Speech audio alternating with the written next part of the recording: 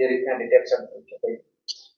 તારીખ 5/2/2025 રોજ તાલુકા પોસ્ટે વિસ્તારમાં વાવડી ગામમાં આવેલ HP પેટ્રોલ પંપ પર કામ કરતા એક માણસને બુકાની બાંધીને આવેલા 3 ઈસમોએ બેઝબોલના ધોકા તથા હથોડી વડે માર મારીને ખૂબ ગંભીર ઈજાઓ પહોંચાડેલ હતી અને આ ઉપરાંત પેટ્રોલ પંપની ઓફિસમાંથી 13,000 રૂપિયાની લૂંટ પણ કરી હતી.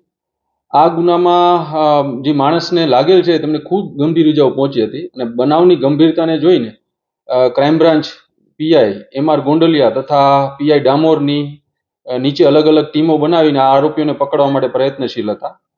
ટેકનિકલ સોર્સ તથા હ્યુમન ઇન્ટેલિજન્સની મદદથી crime branch PSI AN Parmar તથા PSI મોવલિયાની ટીમ દ્વારા આ ગુનામાં પકડાયેલ આરોપીઓને પકડવામાં આવેલ છે. આ ઉપરાંત તેમની પાસેથી ગુનામાં વપરાયેલ રિક્ષા, બેઝબોલનો ધોકો અને હથોડી પણ કબજે કરવામાં આવેલ છે. આ આરોપીઓના નામ છે પ્રતિક પિયુષભાઈ દત્તા, રાહુલભાઈ નવઘણભાઈ મીર તથા એક કાયદાના સંઘર્ષમાં આવેલ કિશોર પણ છે. સાહેબ, ખાસ લૂંટ કરવા પાછળનું કારણ શું? અગાઉ કોઈ ગુનાહિત ઇતિહાસ?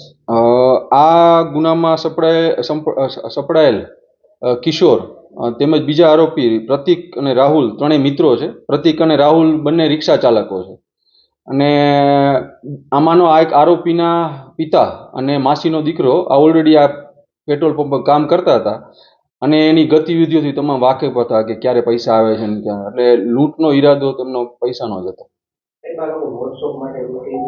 મોજશોખ માટે જ લૂંટ કરી હતી. એક આરોપીનો ગુનાહિત ઇતિહાસ છે આમાંથી, રાહુલનો. ચોરીના ગુનામાં રાજકોટ તાલુકા પોલીસ સ્ટેશનમાં અગાઉ પકડાયેલો છે.